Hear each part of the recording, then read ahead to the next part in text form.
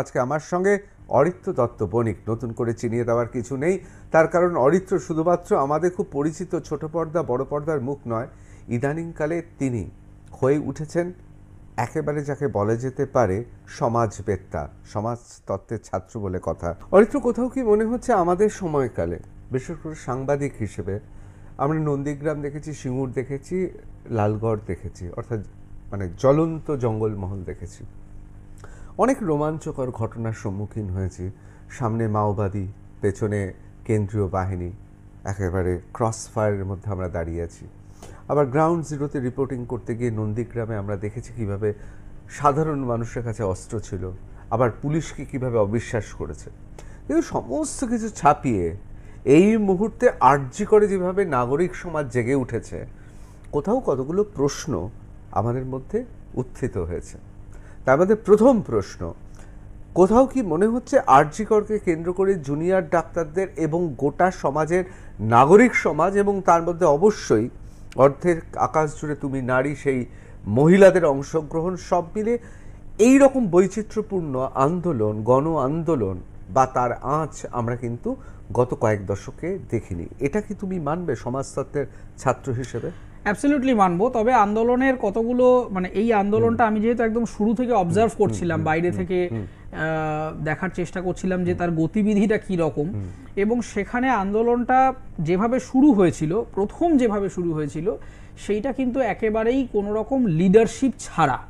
যে এই আন্দোলনের একটা গুরুত্বপূর্ণ দিক হচ্ছে এই আন্দোলনের কোনো নির্দিষ্ট মুখ আইডেন্টিফাই করা যাবে না, যে কাকে পাথেয় করে আন্দোলনটা হচ্ছে। যেরকম ফর এক্সাম্পল 9 তারিখ এই ঘটনাটা ঘটার পরে তারপর বিভিন্ন রাজনৈতিক সংগঠন সেখানে অংশ নিয়েছে, কেউ গাড়ি ঘেরাও করেছে, কেউ অন্য তার মতো ক্যাম্পেইন করেছে। কিন্তু ইন্টারেস্টিং ফ্যাক্টরটা আমার লেগেছিল হচ্ছে 14ই আগস্টের রাত্রের যে রাত দখলের কর্মসূচিটা ঘোষণা করা হয়, এবং যারা ঘোষণা করেন তারা কেউ কোনো বিরাট বড় নেতা নেত্রী কেউ নন, সাধারণ মানুষ, সাধারণ ফেসবুক ইউজার, শিক্ষিত সমাজের মানুষ, তারা একটা ক্যাম্পেইন করলেন, এবং সেটা খুব চট করে মানুষের মধ্যে এমনভাবে ছড়িয়ে গেল। এবং আমি সেই প্যাটার্নটা অবজার্ভ করলাম আমার নিজের বাড়িতে। আমি অফিস থেকে ফিরে কাউকে কিছু হ্যাঁ বললাম না বললাম, তার অপেক্ষায় না থেকে আমার মা, মাসি, ইনফ্যাক্ট আমার বোনরা, কাজিনরা যারা কিনা স্কুলে পড়ে, তাদেরকেও আমি দেখলাম তারা কিন্তু কোনো রাজনৈতিক সংগঠনের অংশ ছিলেন না। এবং আমি বোঝার চেষ্টা করছিলাম যে তারা এতটা অ্যাক্টিভ হলেন কিভাবে। দেখলাম যে বিভিন্ন জায়গায় ক্লাবের, ধরুন কোনো পাড়ার ক্লাব হতে পারে, কোনো কমিউনিটি হতে পারে, কিংবা একটা এলাকার বিভিন্ন মহিলাদের একটা সমন্বয় হতে পারে, তারা কিন্তু সমস্ত দল মত জাতি বর্ণ নির্বিশেষে ইউনাইটেড হয়ে গেলেন। এবং এই যে রাত দখল করো, মেয়েরা রাত দখল করো, খুব গুরুত্বপূর্ণ স্টেটমেন্ট। এবং আমি যেটা বোঝার চেষ্টা করছিলাম যে সবাই কি একটা আরজি করকে কেন্দ্র করেই পথে নামছেন, তারপর দেখলাম না। আরজি কর ঘটনাটা একটা গুরুত্বপূর্ণ মানে সাবস্টেন্স হয়ে গেছে একটা বড় আগুনের ক্ষেত্রে। সেই আগুনটা হচ্ছে দীর্ঘদিন ধরে বাংলায়, অন্তত আমরা যে সমাজে এখন বসবাস করি, মেয়েরা কিন্তু বিভিন্নভাবে বিভিন্ন রকম নির্যাতনের শিকার। নির্যাতন মানেই কিন্তু শুধুমাত্র ফিজিক্যাল অ্যাবিউজ নয়। আমি আমার পাড়ায় 14 তারিখ রাত্রেবেলা যে মিছিলটা হয়, আমি সত্যি আমার সচেতন জীবনে আমি আমার এলাকা সোদপুর, এই এলাকাকে কখনো এই পরিমাণ মানুষের অংশগ্রহণ হতে পারে, এর আগে প্রচুর ভোট হয়েছে, নানা কিছু হয়েছে, পাড়ার বিভিন্ন রকম মুভমেন্টস হয়েছে, কোনোদিন যে একটা রাস্তা এলাকাকে এলাকা কিলোমিটারের পর কিলোমিটার স্তব্ধ হয়ে যাচ্ছে এবং সেখানে যেদিকেই তাকাচ্ছি সেদিকেই মানুষ, এইটা আমি অন্তত দেখিনি। এবং ইন্টারেস্টিংলি যে সেই দিন রাত্রিবেলাটা কিন্তু স্বতঃস্ফূর্ত মানুষের একটা সমাগম হয়েছিল, অন্তত আমার নিজের চোখে যে যে জায়গাগুলো আমি অবজার্ভ করেছি। এবং আমি কিছু মানুষের সাথে গ্রাউন্ডে নেমে কথা বলে বুঝেছি যে তারা কিন্তু এসেছেন শুধুমাত্র জাস্টিস ফর আরজি কর বলতে নয়, তারা কিন্তু এসেছেন এই কথাটাও বলতে যে প্রত্যেক দিন বাসে ট্রামে উঠে তাদের গায়ে যে কোনো না কোনোভাবে কোনোই ঠেকানো হচ্ছে, তার জাস্টিসটাও তারা যাতে পান। তারা যাতে বাড়িতে এসে তাদের স্বামী, তাদের ছেলে বা মেয়ে, তারা যেভাবে বিভিন্ন রকম ভার্বাল অ্যাবিউজ, ডোমেস্টিক ভায়োলেন্সের শিকার হচ্ছেন, তাদের জাস্টিসটাও যেন তারা পান। এবং তারা প্রতি মুহূর্তে কোথাও অফিসে, কোথাও স্কুলে, কলেজে বুলিং, হ্যারাসমেন্ট, বিভিন্নভাবে মেয়েরা যে আলটিমেটলি চুপ করেছিলেন এতদিন, এবং কোথাও গিয়ে মেয়েরা এমন একটা সাবমিসিভ জায়গায় নিজেদের ধরে নিয়েছিলেন যে এটা হতেই পারে, এই হতে পারে না, এই জায়গা থেকে কিন্তু মেয়েরা সেদিন মাঠে নেমেছিলেন এবং এখনও অধিকাংশ ক্ষেত্রে মানে হয়তো থিতিয়ে পড়েছে, বিভিন্ন রকম রাজনৈতিক পতাকা সেখানে কম বেশি প্রত্যক্ষ বা পরোক্ষভাবে ঢুকে পড়ায় মানুষ খানিকটা ডিসপার্সড হয়ে গেছেন। কিন্তু আমি যদি আন্দোলনের প্রথম অংশটা দেখি তাহলে কিন্তু অবশ্যই যারা অংশগ্রহণ করেছিলেন তারা কিন্তু স্পেসিফিক কোনো দলের অমুকের পদত্যাগ চাই, তমুকের ভোট করাও সেই দাবিতে নামেননি। তারা কিন্তু বুঝেছিলেন যে একটা সিস্টেমকে চ্যালেঞ্জ করতে হবে, যেই সিস্টেমে মানে পুরুষতান্ত্রিকতা, অবহেলা, অগ্রাহ্য, মানে মেয়েদেরকে অবজেক্টিফাই করা, পণ্য হিসেবে দেখা এবং এই যে লঘু করে দেওয়া একটা বড় জেন্ডারকে রকমারি ছলে, খাতায় কলমে অনেক কিছু ইকুয়ালিটির কথা বলি, রাস্তাঘাটে বেরিয়ে সেটা করি না, অফিসে গিয়ে করি না, স্কুলে গিয়ে করি না, কলেজে গিয়ে করি না।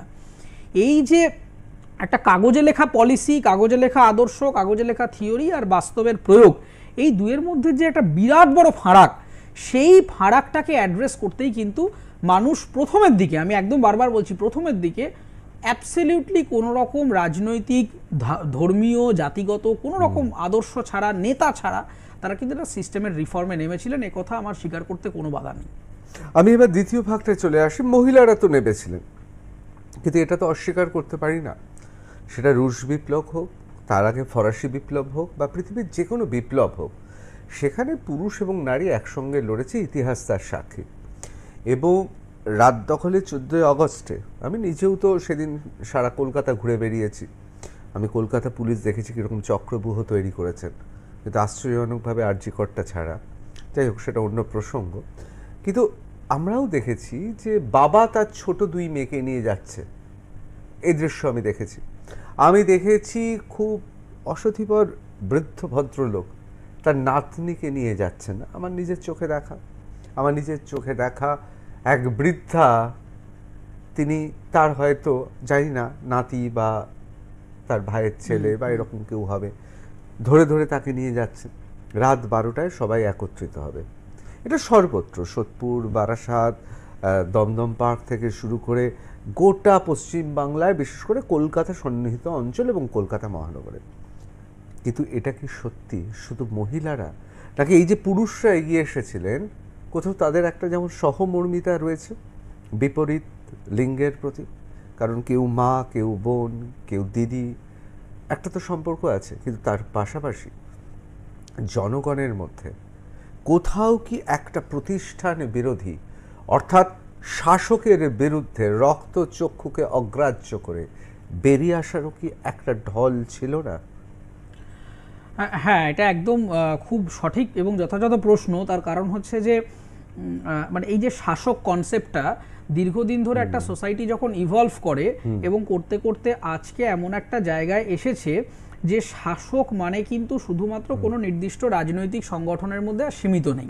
যেরকম ফর এক্সাম্পল, আমি যেহেতু আইন নিয়ে চর্চা করি, আমি আমার পেজে নিয়মিত কোর্টের আপডেটগুলো দেই, আমি সেখানেও দেখছি যে মানুষ কিন্তু সুপ্রিম কোর্টের ডিলেমা নিয়েও প্রশ্ন করছেন, মানুষ কিন্তু আদালতের প্রক্রিয়া নিয়েও প্রশ্ন করছেন। তার মানে হ্যাঁ না, আর ভয় পাচ্ছেন না। এই যে বিষয়টা, তার মানেটা হচ্ছে যে সোশ্যাল কোহেশনটা যেটা কোথাও গিয়ে সাপ্রেসড হয়ে গেছিল দীর্ঘদিন ধরে, আমরা যেটা মানে সাবমিসিভ হয়ে গিয়েছিলাম, এবং এই যে মানুষের ক্রমাগত মানে অত্যাচার, সিস্টেমের কাছে নিজের হার মেনে যাওয়া বিভিন্ন রকম ভাবে, সেইটা হতে হতে হতে হতে কিন্তু শাসক মাত্রেই শুধুমাত্র কোনো মানে আজকে সিপিএম বা তৃণমূল বা বিজেপি তা নয়, শাসক মাত্রেই কিছু মুষ্টিমেয় লোক যারা গোটা সিস্টেমটারকে অপারেট করছেন ওই পুতুল নাচের মতো, সেই ওই পুতুল নাচের যারা মালিক, সেই মালিকদের ওপরে কিন্তু একটা আক্রমণ আনার জন্যে মানুষ কিন্তু শুরু থেকেই করেছেন। তার জন্যে আমি যদি নবান্ন অভিযানের যে মিছিলের ডাকটা ছাত্র সমাজ বলে যে অর্গানাইজেশন থেকে দিয়েছিল তার আগে পর্যন্ত দেখি, তাহলে আমি কিন্তু দেখব যে যতক্ষণ না পর্যন্ত পলিটিক্যাল ডিভিশন সেখানে ঢুকেছে, ততক্ষণ পর্যন্ত কিন্তু কনস্ট্যান্টলি মানুষ এই সিস্টেম রিফর্মের কথা বলেছে। ইন্টারেস্টিংলি যেটা হয়েছে, আমার মনে হয় তুমিও এগ্রি করবে, সেটা হচ্ছে 14ই আগস্টের পরে এখানে একটা গুরুত্বপূর্ণ সমস্যা দেখা দিয়েছিল। সেটা হচ্ছে যে মানুষ যেভাবে অ্যান্টি সিস্টেম হয়ে গিয়েছিলেন, তাতে কিন্তু অন্যরকম আশঙ্কা তৈরি হয়েছিল। যে আশঙ্কাটা হতে পারে কনস্টিটিউশনাল ইমার্জেন্সি, আশঙ্কাটা হতে পারে মুখ্যমন্ত্রীর পদত্যাগ দাবি বা এন্টায়ার সিস্টেমের পদত্যাগ দাবি, সেটা হয়তো তারা ঠিক বলে উঠতে পারছিলেন না। একটাই কারণ, তার কারণ হচ্ছে এই ধরনের আনস্ট্রাকচার্ড বা আনঅর্গানাইজ মুভমেন্টে যেহেতু কোনো লিডার থাকে না, যে কোনো দিকে ঘুরে যেতে পারে। এবং পুরো ব্যাপারটা একটা, আমি বলবো একটা ব্রেক ইভেন পয়েন্ট হয়ে গেল যখন সুপ্রিম কোর্ট দিল্লিতে মামলাটা টেনে নিল। এবং ওইখানে টেনে নেওয়ার ফলে যেটা হলো যে আজকের দিনে দাঁড়িয়ে সেই রকম লিডারশিপ নেই যারা কলকাতা থেকে সেই নেতাজি সুভাষের মতো দিল্লি চলো ডাক দিয়ে সুপ্রিম কোর্ট ঘেরাও অভিযানটা করবেন। এবং এটা আমি মনে করি যে ভারতের সংসদীয় গণতন্ত্রের যারা উপরে বসে আছেন তাদের অত্যন্ত চমৎকার এবং বুদ্ধিদীপ্ত পদক্ষেপ ছিল। অনেকেই বলছেন এটাই মাস্টার স্ট্রোক ছিল। হ্যাঁ, একদমই তাই। এবং এটা আমি নিজেও বিশ্বাস করি যে ওই সুপ্রিম কোর্টের সুমোটো মামলাটা নেওয়ার পেছনে, মানে এটা অনেকেই স্বীকার করেন এবং এটা বইতেই লেখা আছে যে জুডিশিয়ারি কিন্তু আলটিমেটলি একটা পলিটিক্যাল ইনস্টিটিউশন হতে পারে, সেখানে কোনো মানে ইলেকটোরাল পলিটিক্সের গল্প নেই, কিন্তু পলিটিক্যাল স্ট্রাকচারের মধ্যে জুডিশিয়ারি কিন্তু একটা পার্ট। ফলত সেইখানে জুডিশিয়ারির অবভিয়াসলি একটা দায়বদ্ধতা থাকে কনস্টিটিউশনাল ইমার্জেন্সি যাতে না হয়, এই কনস্টিটিউশনাল মেকানিজমটাকে সুরক্ষিত রাখা। যেই মুহূর্তে দিল্লিতে মামলাটা রিসেট করে নেওয়া হলো, এবং মানুষ কিন্তু যেহেতু খুব স্বাভাবিক ব্যাপার, এত আইনের মারপ্যাচ তো সাধারণ মানুষ বোঝে না, সুপ্রিম কোর্ট কিন্তু সত্যি ক্রিমিনাল জাস্টিসটা দেবেন না, সেটা দেবেন কিন্তু শিয়ালদহ কোর্ট। এবং আপনি যদি দেখেন যে শেষ দিন পর্যন্ত সুপ্রিম কোর্টে এরকম আবেদন করা হয়েছে যে শিয়ালদহ কোর্ট থেকে মামলাটা অন্য কোনো রাজ্যে নিয়ে যাওয়া যায় কিনা। তার মানেটা হচ্ছে মানুষের পয়েন্ট অফ অ্যাট্রাকশনটা, পাওয়ারটাকে ছড়িয়ে ছিটিয়ে দেওয়ার জন্য কিন্তু বারবার কখনো দিল্লিতে মামলা টেনে নিয়ে যাওয়া কিংবা অন্য কোনো রাজ্যে নিয়ে যাওয়া যায় কিনা এই নিয়ে আলোচনাটা হচ্ছে। এবং তারপর থেকে তাও মানুষ খানিকটা সংঘবদ্ধ ছিলেন। এটার নেগেটিভ দিকটা হতে আরম্ভ করলো যখন থেকে পলিটিক্যাল পার্টি সেখানে ঢুকতে আরম্ভ করলো। অবশ্যই সুপ্রিম কোর্টে যখন এই দাবিটা উঠল, অত্যন্ত আইনিভাবেই উঠল যে এই পশ্চিমবঙ্গ নয়, নিয়ে যাওয়া হোক অন্যত্র, ব্যাপারটা খারিজ হয়ে গেছে। কিন্তু তার ফলে অনেকে কষ্ট পেয়েছেন, এটা কিন্তু অস্বীকার করা যায় না, অনেকে কষ্ট পেয়েছে। এক, দ্বিতীয়ত খুব তাৎপর্যপূর্ণ কথা, আমরা ভাবি রাজ্যে রয়েছে তৃণমূল কংগ্রেস, আমরা ভাবি এতদিন মোদী সরকার ছিল, এখন এনডিএ সরকার, যার মাথার উপর ভারতীয় জনতা পার্টি অর্থাৎ নরেন্দ্র মোদী। আমরা ভাবি অন্যান্য ব্যবস্থাগুলোর শীর্ষে অন্যান্য ব্যক্তিরা আছেন, আমি আলাদাভাবে বলছি না, যাদের বোঝার সুধীজন, যাদের বোঝার বুঝতে পারবেন। আসলে শাসকটা কিন্তু মমতা বন্দ্যোপাধ্যায়, অমিত শাহ, নরেন্দ্র মোদী অথবা অন্যান্য ব্যবস্থার শীর্ষে যারা আছে তারা নয়, এই সবার সংমিশ্রণে একটা শাসক কুল আছে। এই শাসক কুল হয়তো এত তীব্রভাবে তারা হয়তো প্রতিক্রিয়া জানাতেন না বা পাল্টা চালটা চালতেন না যদি না আমাদের পাশের দেশে শেখ হাসিনা প্রধানমন্ত্রীকে পালাতে হয়েছিল এই কারণে, কারণ সেখানে সাধারণ মানুষ ক্ষেপে গিয়েছিল। কোথাও কি মনে হচ্ছে না এই উপমহাদেশে শাসক কুল তাদের শ্রেণী স্বার্থ বজায় রাখতে একটা রাজনৈতিক মতাদর্শের বাইরে গিয়ে শাসকের মতো সোশ্যাল ইকুইলিব্রিয়াম বা স্ট্যাটাসকো মেনটেন করার জন্য এক হয়ে গিয়েছিল, যেমন আমরা এক হয়ে গিয়েছিলাম। আমরা জানি না কে বামপন্থী, আমরা জানি না কে সনাতনী, আমরা জানি না কে শাসকের সমর্থক। ওই দিন রাত্রে কিন্তু সবাই এক হয়ে গিয়েছিল, তেমন শাসকও এক হয়ে গিয়েছিল। কোথাও মনে হয়? শুধু মনে হয় না, এবং এটা পৃথিবীর ইতিহাসে সত্যি আমরা এরকম বহু ক্ষেত্রে দেখেছি। একটা ইন্টারেস্টিং বইয়ের কথা মনে পড়ে যাচ্ছে, আমি যা সম্প্রতি পড়া শেষ করলাম। নেতাজি সুভাষ বোস যখন আফগানিস্তানে ছিলেন সেই সময় উত্তম চাঁদ, যার আশ্রয় তিনি ছিলেন, তিনি একটা বই লিখেছিলেন হোয়েন বোস ওয়াজ জিয়াউদ্দিন। এবং এই বইতে মানে জিয়াউদ্দিন নাম নিয়ে সেই সময় কাবুলের কাছাকাছি এলাকাতে তিনি ছিলেন। এবং সেই সময় কিন্তু আমরা দ্বিতীয় বিশ্বযুদ্ধের সময় দেখেছি, আমরা প্রথম বিশ্বযুদ্ধের সময় দেখেছি, আমরা যে কোনো যুদ্ধেই দেখেছি যে এই কনসেপ্ট অফ পাওয়ারটা খুব ইন্টারেস্টিং। পাওয়ার এমন একটা জিনিস যে শত্রুর শত্রু ইকুয়াল টু বন্ধু, এই থিওরিতে কিন্তু অনেক সময় কাজ করে যায়। সেইখানে কিন্তু অনেক ক্ষেত্রেই হয় যে ব্যক্তিগত ভেন্ডেটার বাইরে বেরিয়ে, আদর্শের বাইরে বেরিয়ে, কারণ আমাদের এটা মাথায় রাখতে হবে যে যদি যে সময়ে এই ঝামেলাটা তৈরি হয়েছে, আমাদের এখানে গণ অভ্যুত্থান তৈরি হয়েছে, যদি আমরা এটাকে গণ অভ্যুত্থান বলি, এবং সে সময় যদি ওয়ার্স্ট কেস সিনারিওতে মমতা বন্দ্যোপাধ্যায়কে রিজাইন করতে হতো এবং কনস্টিটিউশনাল ইমার্জেন্সি তৈরি হয়ে যেত, তাহলে সেটা শুধুমাত্র মমতা বন্দ্যোপাধ্যায়ের জন্যই বিপদ হতো না, সর্বোপরি ইউনিয়ন গভর্নমেন্টের জন্যও বিপদটা তৈরি হতো। অবশ্যই, কারণ ঝাড়খণ্ড থেকে, উত্তরপ্রদেশ থেকে, পাঞ্জাব থেকে, হরিয়ানা থেকে এবং দক্ষিণের রাজ্যগুলো থেকে যদি পদযাত্রা শুরু হতো, এবং মারাত্মক কাণ্ড হয়ে যেত। এবং সেই কারণেই আমাদের এই যেহেতু আমরা একটা কোয়াসি ফেডারাল গভর্নমেন্ট, এই একটা কনস্টিটিউশনাল ফ্রেমওয়ার্ক তৈরি করেছি, ফলে আমাদের কনস্টিটিউশন অফ দ্য স্টেট আর কনস্টিটিউশন অফ দ্য কান্ট্রি দুটোই কিন্তু এক। অবশ্যই, তার ফলে কান্ট্রি এবং স্টেট উভয়েরই কিন্তু একে অপরের কনস্টিটিউশনাল মেকানিজমটাকে রক্ষা করবার একটা দায়বদ্ধতা আছে। যদিও বাইরে থেকে বলে অমুক রাজ্যে অমুক দল আছে, তমুক রাজ্যে তমুক দল আছে, এই গল্পগুলোর সাথে কিন্তু ultimately power of the constitution এইটা কিন্তু এক নয়। যখনই একটা ইমার্জেন্সি সিচুয়েশন তৈরি হবে, তখন কিন্তু আজকে যে শাসক আরেকজন শাসককে প্রচণ্ড গালমন্দ করছেন, তারা কিন্তু এক জায়গায় চলে আসবে। তার কারণ দুজনেরই ওই পাওয়ারটাকে স্টেবিলাইজ করবার একটা দায়বদ্ধতা আছে। তার জন্য তারা কিন্তু আবার ওই শত্রু ইকুয়াল টু বন্ধু হয়ে যাবেন।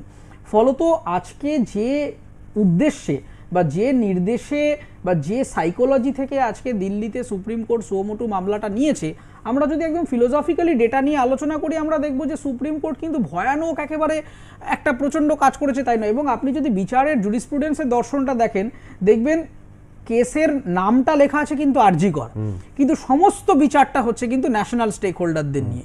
মানে আজকে ন্যাশনাল টাস্ক ফোর্স গঠন করা হোক কিংবা অন্য কোনো সিস্টেমিক রিফরমেশন হোক, বারবার কিন্তু সুপ্রিম কোর্ট আরজি করকে একটা কেন্দ্রীভূতকরণ করে যে আরজি কর একটা ম্যাসিভ ঘটনা, এবং এই ঘটনাকে কেন্দ্র করে সুপ্রিম কোর্ট দেখতে চায় যে সারা ভারতবর্ষে women safety and security in workplace কোন জায়গায় রয়েছে।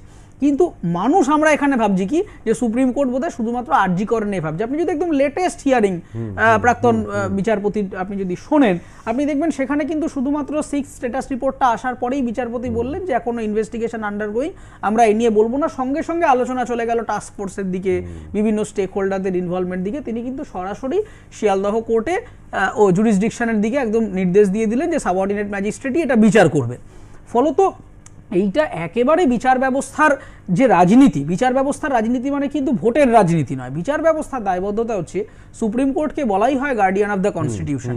এবং বিগত 5-6 দিন ধরে আমি অবজার্ভ করছিলাম যে কটা ভার্ডিক্ট প্রাক্তন বিচারপতি ডিওয়াই চন্দ্রচূড় দিলেন, সেই প্রত্যেকটাই কিন্তু মানে সেটা আপনি উত্তরপ্রদেশের মাদ্রাসা অ্যাক্টকে সাংবিধানিক করা থেকে, আলিগড় মুসলিম বিশ্ববিদ্যালয়ের মাইনরিটি স্ট্যাটাস হোল্ড করা থেকে, 39B যেটা রাহুল গান্ধী মহাশয় বলেছিলেন যে প্রাইভেট প্রপার্টি ক্রোক করতে পারে কিনা, বহু ক্ষেত্রে কিন্তু আমরা দেখলাম যে সুপ্রিম কোর্ট তার পূর্ববর্তী বিচারকে ওভাররুল করে দিয়ে কিন্তু নতুন বিচার আনলেন। তার কারণ হচ্ছে সুপ্রিম কোর্টের বক্তব্য একটা জায়গাতেই যে কনস্টিটিউশনাল মেকানিজমটাকে সুষ্ঠুভাবে রাখা। তার কারণ রাজ্যে মমতা বন্দ্যোপাধ্যায় আসছেন না শুভেন্দু অধিকারী আসছেন, কিংবা ইউনিয়ন গভর্নমেন্টে রাহুল গান্ধী আসছেন বা নরেন্দ্র মোদী আসছেন, সেটা কিন্তু কনসেপ্ট অফ কনস্টিটিউশনাল পাওয়ারের কাছে ইমমেটেরিয়াল। কারণ আমরা এই মুহূর্তে যে রাজনৈতিক প্রেক্ষাপটটায় আছি সেটা কিন্তু মানে মাল্টি পার্টি কোয়ালিশন সিস্টেম এবং ডমিনেন্ট পার্টি ফেডারালিজম, যেটা নিয়ে বারবার আলোচনাটা হচ্ছে। যে ধরুন একটা বিজেপির গভর্নমেন্ট রয়েছে বা কংগ্রেসের গভর্নমেন্ট রয়েছে, যে সরকার কেন্দ্রে ডমিনেন্সে রয়েছে সে অন্যান্য যে স্টেটে পাওয়ারে থাকবে সেই দিকটায় বেশি তার পলিসিটা বায়াসড হবে কিনা। এই যে আমাদের ফেডারালিজমের স্ট্রাকচারটা পরিবর্তিত হতে হতে যত বেশি ছোট ছোট রিজিয়নাল পার্টি হয়েছে, আমরা কিন্তু দেখতে পেয়েছি কোয়ালিশনের সংখ্যাটা বাড়বার ফলে এই যে dependency on state, union government একসময় যখন কংগ্রেস মনোপোলাইজ সিস্টেম ছিল তখন কিন্তু ইউনিয়ন গভর্নমেন্টের এত কিছু এসে যেত না। তার কারণ হচ্ছে যে Congress means India, Congress means the ultimate. এখন কিন্তু সেখানে এসে গেছে বিজেপি মানেই ভারতবর্ষ নয় বা কংগ্রেস মানেই ভারতবর্ষ নয়। সেখানে ছোট দল, বিভিন্ন জায়গায় বিভিন্ন আঞ্চলিক দলগুলি, তারা যখনই ছোটভাবে নিজেদের বক্তব্যগুলো তারা স্টেক হোল্ডার হয়ে যাওয়াতে কি হয়েছে, গভর্নমেন্টের দায়বদ্ধতা হচ্ছে এই প্রত্যেককে এক জায়গায় এনে আলটিমেট পাওয়ারটাকে সেন্ট্রালাইজ করা। সেই দৃষ্টিভঙ্গি থেকে কিন্তু আরজি কর কেসটাকে নিয়ে বিভিন্ন দিকে যে রকমারি রাজনৈতিক কেতাবি খেলা হয়েছে, তার আলটিমেট উদ্দেশ্যটা কিন্তু সেই কনস্টিটিউশনাল পাওয়ারটাকে স্টেবিলাইজ করা। অবশ্যই অরিত্র, আমার একটা কথা মনে হয়, বিশেষ করে আমি জানি না এই বিষয়ে সবাই একমত হবে নাকি, আমি আমার জীবদ্দশায় এই প্রথমবার ভারতবর্ষের যে বিরাট একটা ঐতিহ্য আছে এবং বাংলার সেখানে একটা যে জায়গা আছে সেটা অনুধাবন করতে পেরেছি। আমরা তো সবাই জানি, গর্ব করি সেই কথাটা নিয়ে যে what Bengal things today India will think tomorrow. Bangla আজ যা ভাবছে আগামীকাল ভারত সেটা ভাবে। কোথাও কি মনে হয়েছে যে এই যে বারবার করে সুপ্রিম কোর্টে মাননীয় প্রাক্তন প্রধান বিচারপতি তিনি এই যে গোটা দেশ জুড়ে কথা বলছেন, তার কারণটা তিনি বুঝতে পেরেছিলেন, বা দেশের শাসক তারাও অনুধাবন করতে পেরেছে যে এইটা কিন্তু শুধুমাত্র কলকাতায় নয়, চেন্নাই থেকে শুরু করে কন্যাকুমারী থেকে শুরু করে একেবারে কাশ্মীর পর্যন্ত সমস্ত ডাক্তার ফ্র্যাটার্নিটি শুধু নয়, সমস্ত শুভবুদ্ধি সম্পন্ন মানুষের কাছে এটা একটা এমন একটা খবর যেই খবরটা জ্বলে উঠতে পারে গোটা দেশ। এবং সেই জন্য প্রশমিত করার জন্য সাতটাতেরই বেশ কিছু ব্যবস্থা নেওয়া হয়েছে, যে ব্যবস্থাগুলো নিয়ে আমি প্রকাশ্যে আলোচনা করতে চাইছি না, সুধীজন বুদ্ধিমান দর্শক বুঝতে পারবেন। তার বিভিন্ন অংশ সেটা শুধু রাজনীতির মধ্যে নয়, অন্যান্য ব্যবস্থার মধ্যেও রয়েছে। এবং অনেকে মনে করেন যে এই যেটাকে মাস্টার স্ট্রোক বলছি, এই ঘটনাটাও তারই একটা অবিচ্ছেদ্য অংশ। খানিকটা একদম সত্যি কথা। এখানে যে দৃষ্টিভঙ্গিটা কাজ করেছে বলে আমার ধারণা, সেটা হচ্ছে যে ক্রাইমটা তো অবভিয়াসলি একটা হিনাস ক্রাইম হয়েছে এবং সেটা নিয়ে বিচার হবে, কিন্তু আমি প্রথমে ভাবছিলাম যে সুপ্রিম কোর্ট হঠাৎ করে বিভিন্ন জনকে পার্টি বানিয়ে নিয়ে কেন সুমোটো কগনিজেন্সটা নিল। আমার যেটা ইনফারেন্স আমি ড্র করতে পারলাম সেটা হচ্ছে এই ক্রাইমটা শুধুমাত্র কিন্তু একটা ধর্ষণ বা একটা খুন নয়, এখানে মেজর যে কম্পোনেন্টটা আমরা মিস করে যাচ্ছি সেটা হচ্ছে একটা সরকারি প্রতিষ্ঠানে কর্মরত একজন চিকিৎসক, তাকে অন ডিউটি অবস্থার মানে তার ডিউটি আবার শেষ করে তিনি রেস্ট নিচ্ছিলেন, সরকারি ক্যাম্পাসের প্রিমাইসের মধ্যে ঢুকে একজন ক্রিমিনাল এরকম একটা ক্রাইম করছেন এবং তারপর বেরিয়ে আসছেন। ক্রিমিনাল এখনই বলার সময় আসেনি, না আমি ধরে নিচ্ছি অ্যাকিউজডই আমি যদি ধরে নিই, তাহলে অ্যাকিউজড একজন যাচ্ছেন, মানে আমি বলছি না যে এই ব্যক্তি, মানে ক্রাইমটা তো কম মানে হয়েছে, সে যেই করে থাকুক আর কি। এবার তিনি ঢুকছেন এবং এরকম একটা ঘটনা ঘটাচ্ছেন এবং বেরিয়ে আসছেন। এই জায়গা থেকে কিন্তু একটা বড় প্রশ্ন থেকে যায়, সেটা হচ্ছে লায়াবিলিটি। এটা যদি একটা মানে ধর্ষণ নিয়ে কিন্তু আরো শয় মামলা হচ্ছে বিভিন্ন জায়গায়, ধর্ষণ, ওমেন অ্যাট্রোসিটিজ, এই নিয়ে এনসিআরবি রিপোর্টে পাতার পর পাতা লেখা রয়েছে, কিন্তু এইটা গুরুত্বপূর্ণ হয়ে দাঁড়াচ্ছে। তার কারণ হচ্ছে তাহলে কিন্তু সরকারি প্রতিষ্ঠানই যদি সুরক্ষিত না হয়, তাহলে আগামী দিন যদি একটা বেসরকারি ইনস্টিটিউট থেকে কেউ একজন এসে বলে, সরকারের কিন্তু মুখ লুকোনোর জায়গা থাকবে না। এবং শুধুমাত্র এইটা নিয়ে যে দেশের মধ্যেই আলোচনা হয়েছে তা না, এই ঘটনা কিন্তু আন্তর্জাতিক প্রভাব ফেলেছিল। আমি বহু একদম প্রিমিয়াম বিদেশি সংবাদপত্রে দেখেছি যে এইটা নিয়ে আলোচনা হয়েছে এবং তাদের হেডলাইনের মধ্যে এই কথাটা পরিষ্কার লেখা যে গভর্নমেন্ট হসপিটালে হয়েছে। এই যে গভর্নমেন্ট হসপিটালে হয়েছে তার মানে এটা শুধুমাত্র যেটাকে বারবারই ওই বলা হয় যে অন্যান্য ক্রাইমের মতো করে দেখে নিন, একটা সাধারণ ক্রাইম হিসেবে দেখে নিন, এটা কিন্তু সাধারণ ক্রাইম নয়।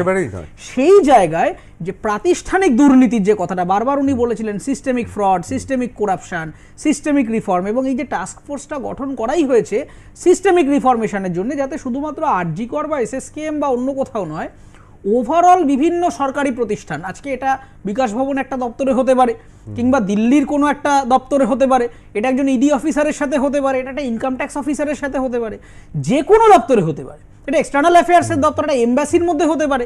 তার মানে সরকারি প্রতিষ্ঠানে হওয়া মানে একজন সরকারি কর্মচারী যখন একটা সরকারের প্রতিনিধিত্ব করেন, সেই কর্মচারীর যেমন দায়বদ্ধতা থাকে সরকারের হয়ে কাজ করা, একই রকমভাবে সরকারেরও দায়বদ্ধতা হচ্ছে তাকে সমস্ত রকম ইকুয়ালিটি এবং ইকুইটি প্রোভাইড করা, তাকে সুরক্ষা দেওয়া।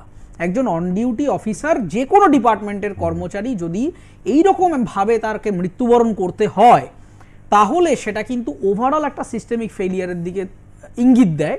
সেই জায়গা থেকে সুপ্রিম কোর্ট কিন্তু এই ন্যাশনাল টাস্ক ফোর্স তৈরি করে বিভিন্ন রকমের স্টেক হোল্ডারদের ঢুকিয়ে জেন্ডার ইকুয়ালিটি এবং সেফটি এই দুটোর কথা বলেছেন। অবশ্যই এক দশক মমতা বন্দ্যোপাধ্যায়ের নেতৃত্বে তৃণমূল কংগ্রেস এক দশক ধরে রয়েছে। আমরা একবারের জন্যও দেখিনি মমতা বন্দ্যোপাধ্যায় মুখ্যমন্ত্রী হওয়ার পর সিবিআই এর কথা মুখে এনেছেন। বিরোধী দলনেত্রী হিসেবে বামেদের আমলে তিনি সিবিআই চাইতেন প্রতিটি কেসে, কিন্তু গত এক দশকে কখনো সিবিআই এর কথা বলেননি। কিন্তু বিনীত গোয়েল অর্থাৎ পুলিশ কমিশনকে পাশে রেখে এখনো মনে আছে তিনি প্রকাশ্যে বলেছিলেন যে নির্দিষ্ট সময়ের মধ্যে না করতে পারলে সিবিআইকে তুলে দেবেন। অর্থাৎ শাসক হিসেবে মমতা বন্দ্যোপাধ্যায় অনুধাবন করেছিলেন যে আরজি করে কি হতে চলেছে, তা নাহলে কিন্তু সহজে তিনি সিবিআইয়ের হাতে দেওয়ার কথা বলতেন না কলকাতা পুলিশ কমিশনকে সামনে রেখে। কোথাও কি মনে হয়, আমি বামেদের মতো বলবো না বা কংগ্রেসের মতো বলতে যাব না, এখানকার কংগ্রেস, দিল্লির কংগ্রেস না, যে সেটিংয়ের কথা, কিন্তু কোথাও মনে হয় এই একটি প্রশ্নে মমতা বন্দ্যোপাধ্যায়, নরেন্দ্র দামোদর মোদী, মাননীয় মুখ্যমন্ত্রী, মাননীয় প্রধানমন্ত্রী, মাননীয় স্বরাষ্ট্রমন্ত্রী, প্রত্যেকে কোথাও যেন তারা ছন্দবদ্ধভাবে নীরবতা পালন করে শাসকের স্বার্থ এদেশে রক্ষা করেছেন। এবং যে জনগণ নেতৃত্বহীন, যে জনগণের স্লোগানগুলো অচেনা, যে জনগণকে আগে কখনো মিছিলে দেখা যায়নি, যে জনগণের বিরুদ্ধে রাষ্ট্র ব্যবস্থা নিতে ভয় পাচ্ছেন কারণ রাষ্ট্র তাদের চেহারাটাই চেনে না, কোথাও যেন শাসকে মিল হয়েছে এই জনগণের ভয়। হ্যাঁ, শাসকে মিল হয়েছে শুধু না, মমতা বন্দ্যোপাধ্যায় দীর্ঘদিনের রাজনীতিবিদ এবং তার দীর্ঘদিন ধরে রাজনীতি করবার ফলে এবং দীর্ঘদিনের মুখ্যমন্ত্রী হওয়ার ফলে তার যে ইন্টেলিজেন্স ইনপুটটা থাকে তার ব্যাকএন্ডে সেটা ভয়ঙ্কর। এবং এটা আমি যখন এই পুরো আরজিকর মামলাটা নিয়ে রিসার্চ করি তখন আমি বুঝতে পারি যে কেন উনি সিবিআই এর দিকে দিয়েছিলেন। তার অন্যতম প্রধান কারণ হচ্ছে যে সন্দীপ ঘোষ মহাশয়কে নিয়ে এই যে প্রিন্সিপাল সাহেব, প্রাক্তন প্রিন্সিপাল, তার করাপশনটা নিয়ে দীর্ঘদিন ধরে কিন্তু আলোচনা চলছিল। এবং আমার কাছে 3টে এরকম তথ্য আসে এবং অ্যালং উইথ ডকুমেন্টস, যেখানে কিন্তু হাইকোর্টে 3খানা জনস্বার্থ মামলা হয়েছিল সন্দীপ ঘোষকে নিয়ে। এবং ইন্টারেস্টিংলি একটা ডেটা, আমি জানি না সাধারণ মানুষ জানেন কি না, যে সেই জনস্বার্থ মামলার মধ্যে সুকান্ত মজুমদার স্বয়ং একটা মামলার পার্টি ছিলেন। এবং সেই জনস্বার্থ মামলাগুলি 3টেই হাইকোর্টে খারিজ হয়ে যায়। আমি আরেকটু ব্যাক এন্ড রিসার্চ করে, এবং এই জনস্বার্থ মামলাগুলো হচ্ছে কিন্তু 2023 সালে, তার মানে 2023 সালে সন্দীপ ঘোষ মহাশয় জানতেন যে তিনি বিপদে পড়তে পারেন। একই রকম ভাবে মানে অপোজিশন পার্টি এবং স্টেট গভর্নমেন্ট তারাও মোটামুটি একটা ধারণার মধ্যে ছিলেন যে করাপশনটা এবার আস্তে আস্তে কর্পাসটা এমন জায়গায় যাচ্ছে যে এবার এটা নিয়ে কিন্তু একটা আউটবার্স্ট হতে পারে। এটা তো অস্বীকার করতে পারবো না যে ডক্টর সন্দীপ ঘোষ, তার যখন বদলির চিঠি এলো সে চিঠি তিনি 3 দিন আটকে বসেছিলেন এবং যিনি তার বদলে এসেছিলেন তাকে ঢুকতেই দেওয়া হলো না, তার ঘরের দরজা খোলা হলো না, চাবি নাকি হারিয়ে গিয়েছে। মানে এটা নয় যে আজকের শাসক বা আজকের বিরোধীরা একে একেবারে চেনে না, তা নয়। ডক্টর সন্দীপ ঘোষকে শাসক বিরোধী চিনত সব দলেরই, যদি না চিনত তাহলে তার বাংলায় পলিটিক্স করা উচিত না, তাহলে তিনি কিছুই জানেন না। যে বলবে, যে বিরোধী দল বলবে যে তারা জানতেন না, তাদের পলিটিক্স করাটা উচিত না এই বাংলায়। রাজনীতিতে সবাই সব জানতো, অবশ্যই সবাই সব জানতেন। এবং মানে রাজনীতিতে একটা খুব কথা প্রচলিত আছে, কাটা দিয়ে কাটা তোলা। এবং যেটা হয়েছে আমার মনে হয়, আমার অ্যাজাম্পশন বা ইনফারেন্স ব্যক্তিগত, সেটা হচ্ছে সন্দীপ ঘোষ দীর্ঘদিনের রাজনৈতিক টার্গেট ছিলেন। এবং ঘটনাচক্রে আমি জানি না যে এই করাপশন এর যে প্যারালাল প্রসিডিংটা চলছে তার সাথে এই রেপ অ্যান্ড মার্ডারের কেসটা কোথাও জড়িত কিনা, কিন্তু রাজনৈতিক কেতাবি খেলাটা আপনি যদি দেখেন, মমতা বন্দ্যোপাধ্যায় খুব ভালো করে জানতেন যে সন্দীপ ঘোষ ইডি বা সিবিআই এর র্যাডারে আছে। এবং তিনি খুব পরিশীলিত পরিমিত অঙ্কটা কষে তিনি কিন্তু রেপ অ্যান্ড মার্ডারটাকে ওই কেসের সাথে মার্চ করে দিলেন। তার কারণ হচ্ছে যে দুটো যদি সেপারেট এন্টিটি ইনভেস্টিগেট করতো, যে সন্দীপ ঘোষের মামলাটা সিবিআই করছে আর এইটা হচ্ছে স্টেট পুলিশ করছে বা কলকাতা পুলিশ করছে, তাহলে কিন্তু একটা রাজনৈতিক প্রশ্ন উঠতে পারত যে কলকাতা পুলিশ তদন্তে দেরি করছে কেন। তার কারণ আপনাকে জানতে হবে যে যখনই দুটো করসপন্ডিং মামলা হয়ে যায়, যেহেতু সন্দীপ ঘোষ দু জায়গাতেই একটা কমন মিউচুয়াল, ফলে তিনি প্রমাণ লোপাট করেছেন কিনা, প্রমাণ লোপাটের ব্যাপারে তার সহযোগিতা আছে কিনা, এই নিয়ে একটা কিন্তু সমীকরণ মাঝখানে কনফ্লিক্ট তৈরি করতো। সেইখানে মমতা বন্দ্যোপাধ্যায় অত্যন্ত গুরুত্বপূর্ণ রাজনৈতিক ভূমিকাটা নিয়েছেন। তিনি জানতেন যে যেদিক দিয়েই যাওয়া হোক না কেন করাপশনটা উইল বি আ সাবজেক্ট, সেই কারণে উনি এইটাকেও সেই সাবজেক্টের সাথে মার্চ করে দিলেন উইদাউট নোয়িং বা উইদাউট ইনভেস্টিগেশন। কলকাতা পুলিশের একটা প্রিলিমিনারি ইনপুট অবশ্যই ছিল যে এই মামলা কোন দিকে যেতে পারে, তার কারণ অত্যন্ত মেধাবী অফিসাররা, আইপিএস সাহেবরা ওখানে বসে রয়েছেন, তাদের ফলে তার মানে যারা লালবাজারে, আমি যেহেতু তাদের সাথে ব্যক্তিগতভাবেও কাজ করেছি, তাদের কতটা মেরিটোরিয়াস মানুষরা অপারেট করেন সেটা আমি জানি। কিন্তু আমার হিসেবে যে এই ইনপুটটা ছিল বলেই এটা অত্যন্ত গুরুত্বপূর্ণ পলিটিক্যাল মুভ, যে আজকে আমরা যে প্রশ্নটা করছি যে সিবিআই তুমি কেন দেরি করছো, সিবিআই তুমি কিভাবে প্রসিকিউট করছো সেইটা দেখব। মমতা বন্দ্যোপাধ্যায় রাজনৈতিকভাবে নিজের দায়টাকে সেন্ট্রালের দিকে দিয়ে দিলেন। একদিকে চলে গেল দিল্লিতে সুপ্রিম কোর্ট, আরেক দিকে চলে গেল কেন্দ্রীয় এজেন্সি সিবিআই। তার কারণ আপনাকে মাথায় রাখতে হবে যে সিবিআই আমি ধরে নিলাম তদন্তে ব্যর্থ, সিবিআই তদন্তে ব্যর্থ হওয়ার পর আমাদের কিন্তু আর কোনো অপশান নেই। তার কারণ হচ্ছে এটাই আলটিমেট কনস্টিটিউশনাল সুপ্রিমেসি। যদি তদন্তে মানে প্রমাণ লোপাট হয়েছে এইটা যদি জাস্টিফাইড হয়ে যায় তাহলে কিন্তু এই prima ফেসি accused Sanjay Roy absolutely জামিন হয়ে যাবে। তার কারণ উইদাউট এভিডেন্স কাউকে ট্রায়াল করানো যায় না। আরেকটা গুরুত্বপূর্ণ দিক হচ্ছে যে যেটা ট্রায়ালে অবশ্যই আসবে প্রশ্নটা, সেটা হচ্ছে যে ধর্ষণ করে খুন না খুন করে ধর্ষণ। তার কারণ যদি এটা প্রমাণ হয়ে যায় যে ফরেন্সিকে এটা দেখানো হয়ে যায় যে যখন এই সঙ্গম হয়েছে তখন অলরেডি ছাত্রী মৃতা ছিলেন, তাহলে সেটা নেক্রোফিলিয়ার আওতায় চলে আসবে। এবং নেক্রোফিলিয়া কিন্তু আমাদের নতুন ক্রিমিনাল অফেন্সের মানে যে ন্যায় সংহিতা সেখানেও কিন্তু স্পষ্টভাবে কোনো ধারায় ডিফাইন নেই। ফলে সেই জায়গাগুলো কিন্তু রাজনৈতিক নেতারা খুব স্পষ্টভাবে জানেন যে মামলাটা কতদূর পর্যন্ত জটিল হতে পারে এবং কি কি লুপ হোলস দিয়ে এই মামলা থেকে তারা বেরিয়ে আসতে পারে। সেই জায়গা থেকে আমার মনে হয় এটা গুরুত্বপূর্ণ রাজনৈতিক পদক্ষেপ। এটা ভাবার কোনো কারণ নেই যে মমতা বন্দ্যোপাধ্যায় যখন বললেন যে আমরা না পারলে দিয়ে দেবো, এটার মাধ্যম দিয়ে তিনি নিজের ক্রেডিবিলিটি লুজ করার জন্য এটা বললেন না। কারণ তিনি যদি মনে করতেন যে তিনি খুব চট করে সঞ্জয় রায়কে কনভিক্ট করে ফেলতে পারবে তার প্রশাসন, তাহলে কিন্তু তিনি অ্যাট এনি লস তিনি খুব চট করে ফেলতে পারতেন। তিনি জানতেন যে এই দুটো মামলা কিন্তু ব্যাচে ট্যাগ হতে পারে, করাপশন এবং রেপ অ্যান্ড মার্ডার। এই দুটো যদি মানে কমন জায়গায় চলে আসে, তার কারণ মাঝখানে ওই লিঙ্কটা খুব ডেঞ্জারাস। মিস্টার সন্দীপ ঘোষ এই জায়গাতে উনি কমপ্লিটলি দায় ছেড়ে দিলেন যাতে উনি পলিটিক্যালি। এবং আরেকটা জিনিস আমরা মিস করে যাচ্ছি, সেটা হচ্ছে দেখুন যে কোনো জাস্টিস সিস্টেম ওভারনাইট হয় না। আজকে যদি মমতা বন্দ্যোপাধ্যায় নিজের কন্ট্রোলে এটা রাখতেন, আস্তে আস্তে বিভিন্ন ট্রায়াল হতো, প্রমাণ হতো, এই হতো, আস্তে আস্তে আমরা 2026-এর দিকে এগিয়ে যেতাম। ফলে যত ভোটের কাছে আসতো আমরা স্টেটকে প্রেশারাইজ করতে পারতাম যে কি করছেন আপনারা, কেন প্রমাণ পাচ্ছেন না, আপনারাই কি তাহলে ট্যাম্পার করছেন বা কিছু করছেন। ফলে এটা অ্যাবসলিউটলি তার পলিটিক্যালি ভিশনারি মুভমেন্ট যে তিনি কমপ্লিটলি কেসটার দায়বদ্ধতা সরিয়ে দিলেন এবং তিনি কিন্তু 2026-এর জন্য চিন্তামুক্ত হয়ে গেলেন। এখন আমরা বলতেই পারি যে কলকাতা পুলিশ প্রমাণ লোপাট করেছে, সঙ্গে সঙ্গে মমতা বন্দ্যোপাধ্যায় বলবেন তাহলে সিবিআই এটা দেখাক যে কতটা প্রমাণ লোপাট করেছে, আদৌ করেছে কিনা। এইটা রাজনৈতিক কেতাবি খেলা বলেই আমার মনে হয়। বকটুই মামলাতে অত্যন্ত গুরুত্বপূর্ণ সাক্ষী তাকে কেন্দ্রীয় এজেন্সির হেফাজতে খুন করা হয়েছে বা অস্বাভাবিক মৃত্যু হয়েছে অথবা সে আত্মঘাতী হয়েছে।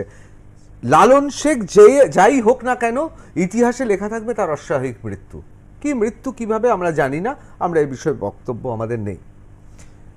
একই ঘটনা কেন্দ্রীয় এজেন্সির হাতে থাকলেও রাজ্য এবং কেন্দ্র বা কলকাতা পুলিশ এবং কেন্দ্র এজেন্সি যখন থাকে, ওই রকম লালন শেখের মতো ডক্টর সন্দীপ ঘোষ অথবা সঞ্জয় রায় তাদেরও হতে পারে, অস্বাভাবিক কিছু নয়, হতেই পারে। অথচ তাদের থেকে অনেক বেশি হয়তো জানতেন সারদা সুদীপ্ত সেন হননি। তার কারণ তিনি যে হেফাজতে ছিলেন একজনের হেফাজতে। কোথাও মনে হচ্ছে যে বকটুয়ের লালন শেখের ঘটনা তার পুনরাবৃত্তি হলেও হতে পারে। কাউকেই দায়ী করতে পারবো না, কিন্তু তার কারণ একদিকে কেন্দ্রীয় এজেন্সি থাকবে, অন্যদিকে এখানকার সরকার থাকবে। ব্যাপারটা কিন্তু খুব ঘোলাটে।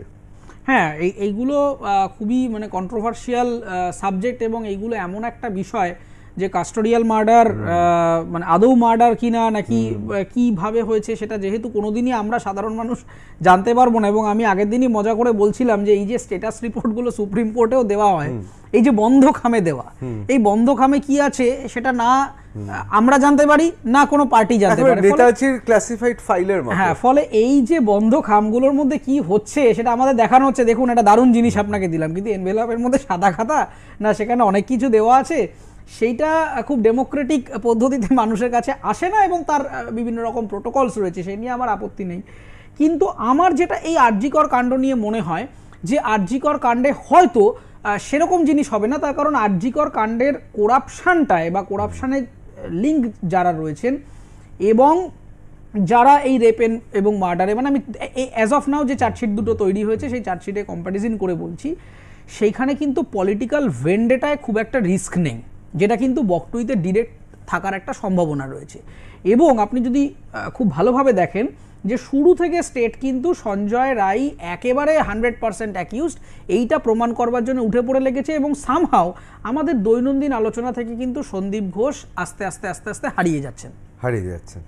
তো অত্যন্ত গুরুত্বপূর্ণ অবজারভেশন। কিন্তু এখানে একটা কথা বলে রাখি, স্তনদাল বিশ্ববিখ্যাত ফরাসি উপন্যাসী, তার একটা উপন্যাস আছে লে রুজ et le noir।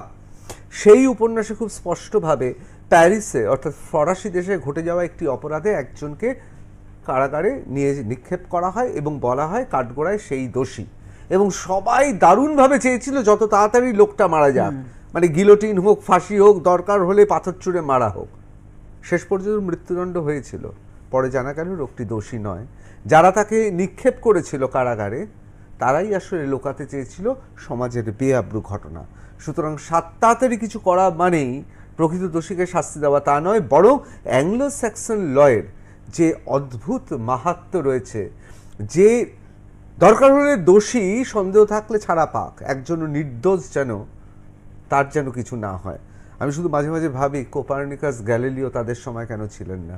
হ্যাঁ, তাহলে অনেক কিছু আমরা আরও বেশি জানতাম, অনেক বৈজ্ঞানিক সত্যদ্রষ্টারা সাহসী হতেন।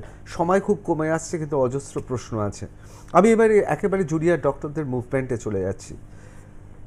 আমাদের নাগরিক সমাজে, মিডিয়াও এর মধ্যে নিশ্চয়ই দায়বদ্ধতা আমাদেরও আছে। ঝকঝকে তরুণ তরুণী, মেধাবী, উচ্চশিক্ষিত, মানে A++ ক্যাটাগরি মার্কেটিংয়ের ভাষায়, তাদের যন্ত্রণা, তারা খোলা আকাশের তলায় বসলে তা খুব বড়োভাবে খবর হয়।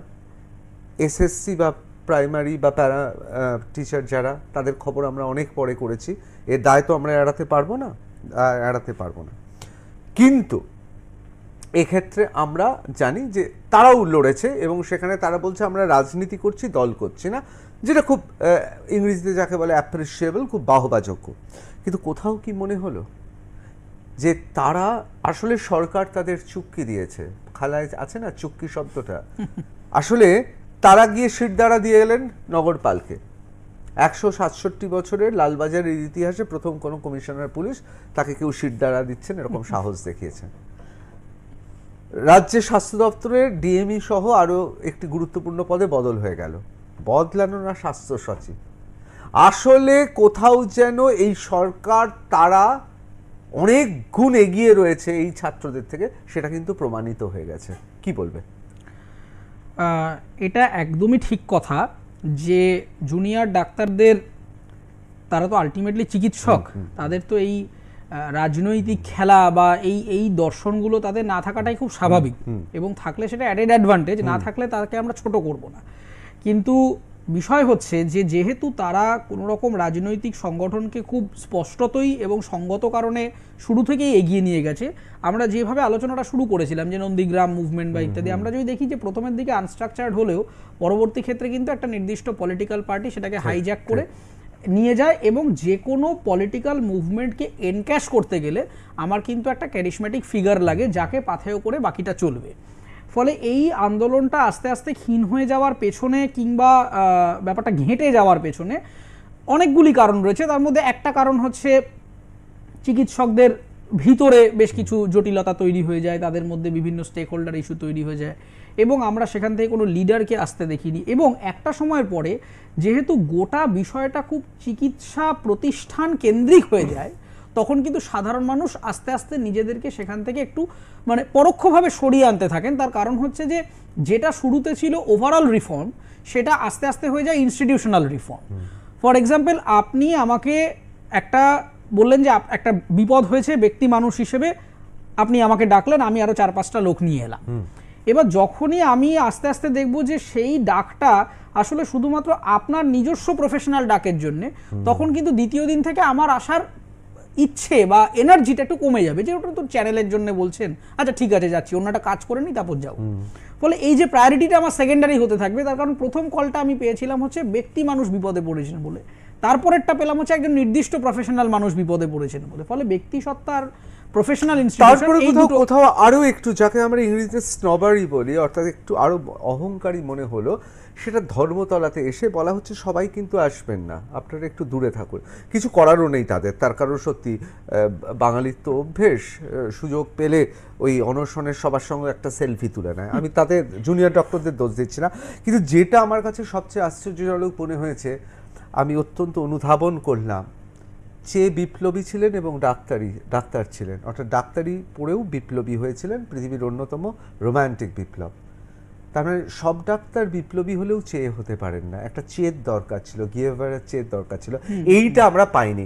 আমি একেবারে শেষের দিকে চলে আসছি, অত্যন্ত গুরুত্বপূর্ণ বাঙালিদের, আমি যে শব্দ ব্যবহার করতে পারি সেই শব্দটা ব্যবহার করছি না, বাঙালি হিন্দু এবং বাঙালি মুসলিম দুজনেই বাঙালি, এ বিষয়ে কোনো সন্দেহ নেই। রবীন্দ্রনাথ, নজরুল, সৈয়দ মুস্তাফা আলী, এর মধ্যে ভাগ করতে যাব এতটা আহম্মক নই। কিন্তু কোথাও কি মনে হয়, আমি বাঙালি মুসলিমদের শ্রদ্ধা জানিয়ে বলছি, বাঙালি হিন্দু কোথাও মনে হয় যে কিছুটা হলেও তারা তাদের ক্লীবতার দাসত্ব করছে? কেন বলছি, প্যালেস্টাইনে কিছু হলে বাঙালি বামপন্থীরা একেবারে নেমে পড়ে রাস্তায়, ভিয়েতনামে কিছু হলে আমার নাম তোমার নাম ভিয়েতনাম, আর পাশের দেশ বাংলাদেশে হরিনাম সংকীর্তন না করতে পারে যেন তাদের মারধর করা হচ্ছে, সেখানে এখানকার বামপন্থীরা একটাও মিছিল বার করে না। কোথাও মনে হয় যে বাঙালির এই বামপন্থা বাঙালিকে অনেকটা পিছিয়ে দিয়েছে নিজেকে বুঝতে, অর্থাৎ বাঙালি হিন্দু তার যে সাংস্কৃতিক সমষ্টি সেটাকে বুঝতে কোথাও ভীরুতা, অতিরিক্ত আন্তর্জাতিক হতে গিয়ে আসলে নিজের ঘরটাকেই বোঝে না। প্রথমত এই মুহূর্তে যে জেনারেশনটা বড় হচ্ছে তাদের মধ্যে সেই সাবেকি বাঙালি বামপন্থী মনোভাব আর খুব একটা নেই। এবং দ্বিতীয় কথা হচ্ছে যে আমি যেটা এই দুর্গাপুজোয় খুব ক্লোজলি ফিল্ডে ছিলাম, আমার যেটা অবজারভেশন সেটা হচ্ছে যে বড় অঙ্কের বাঙালি ইউথ যারা অ্যাকচুয়ালি ভাইব্রেন্ট একটা জেনারেশনকে রিপ্রেজেন্ট করে, তারা কিন্তু বাংলা ছেড়ে বেরিয়ে যাচ্ছে অথবা বেরিয়ে গিয়েছে। ফলে বাংলায় বাঙালি কমে আসছে, মানে সেটা যে কোনো ধর্ম, যে কোনো জাতি আমি মিলিয়েই বলছি। তার ফলে যেটা হয়েছে যে এখন না একটা সোশ্যাল কোহেশনটা এরকম জায়গায় গেছে যে বাংলায় একটা ছেলে বা মেয়ে সে হাই স্কুলে পড়ছে, পড়ার সঙ্গে সঙ্গে তার কোর এজেন্ডা হয়ে যাচ্ছে যে জীবনে কিছু পারি বা না পারি, জীবনে যে পেশাতেই যাই, উচ্চতর নিম্নতর যেখানেই যাই, বাংলায় থাকবো না।